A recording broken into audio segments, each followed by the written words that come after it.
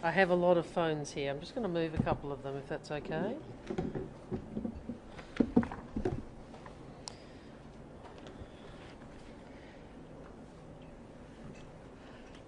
Can I say it's fantastic to be back here in Malaysia for the ASEAN Foreign Ministers meeting. Obviously, Malaysia is a country I know well, the country I'm from, and I want to say again that Australia strongly supports Malaysia in its role as chair of ASEAN 2025.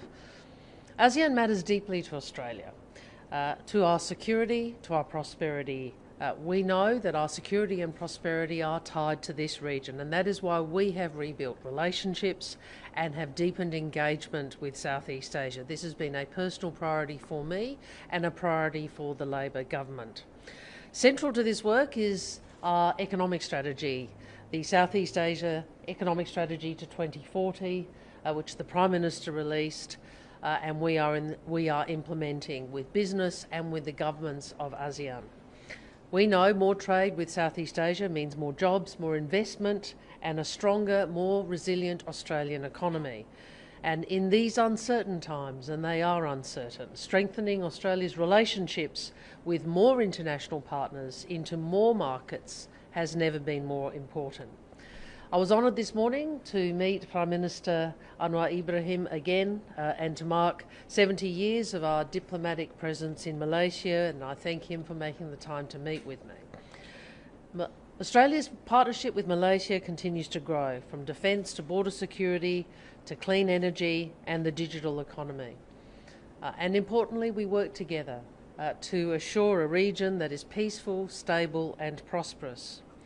I'm also pleased to announce that the Australian Government will provide an additional $10 million in humanitarian assistance to improve disaster response in our region and to support displaced women and girls from Myanmar.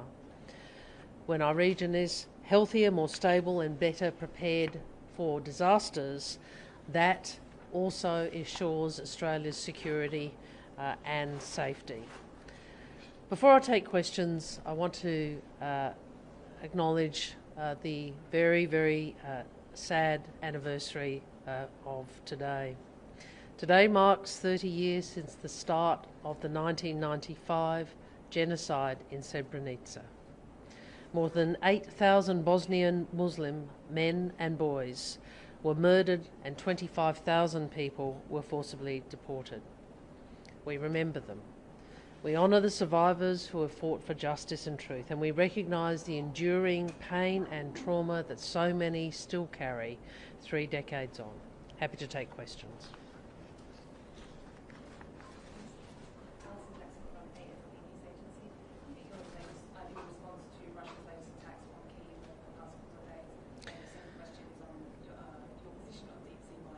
Oh, well.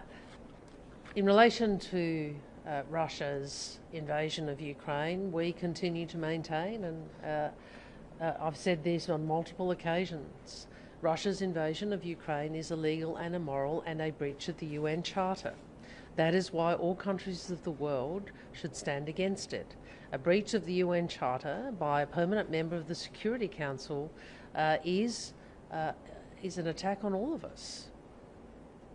We need to ensure that the UN Charter and international law is maintained. Now, I know that there are discussions ongoing about trying to resolve this conflict. We want the conflict resolved on Ukrainian terms, and we want to see Russia reflect on the position it is taking, which is in breach of international law. And we've made that clear. On deep sea mining, certainly in the context of the Pacific Islands Forum, we have said that that is something that the Forum needs to consider and come to a position. We know there are different views on that. Anyone else? Hello. Yesterday you announced a 1.3 billion dollar pledge on the development fund for ASEAN. What does Australia hope to get? Look, what I've done since a number of things since I became Foreign Minister, but also a number of actions we've taken since there has been a reduction in development assistance from a number of development partners, is we have sought to, where we can, pivot our aid to the region.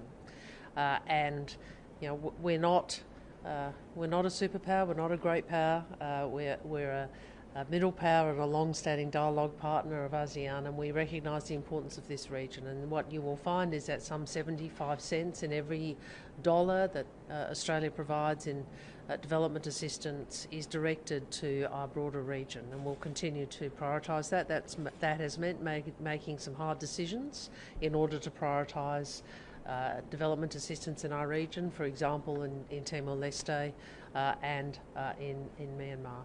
Thank you. Senator Norman Peer from Nikkei Asia. Australia's administration to some degree has been putting up more balanced approach in this region. With China's desire to change the balance of power, it's also crucial that the US retains presence in the region. What is, given that China's ambition for primacy in this region and also in East Asia, what is a feasible approach for Australia to something like that? Look, I've made clear for a number of years now, we want to see a region where no one country dominates and no country is dominated. We want to see a region where sovereignty is protected. We want to see a region where there is a balance of power, where there is strategic stability, where countries can make their own choices, and where we do not see coercion or duress. That is Australia's position, and we will keep working with countries of the region and beyond to assure that. I said in my speech yesterday morning, continued US engagement in this region is critical to strategic stability. We believe that, and we continue to work not just with the US but with ASEAN to assure that, and also with the countries of North Asia, including the Republic of Korea and Japan. Anything more? Sudah? Okay. Satu lagi.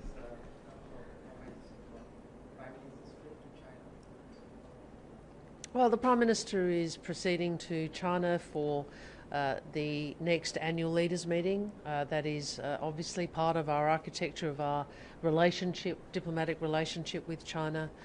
We have made clear we want a stable relationship with China. We know there are areas where we can cooperate. We know and we will. We know there are areas where we will disagree, and we have and we will. But we also know that dialogue and engagement is in all our interests, because that enables us to navigate better the relationship. Thank you very much.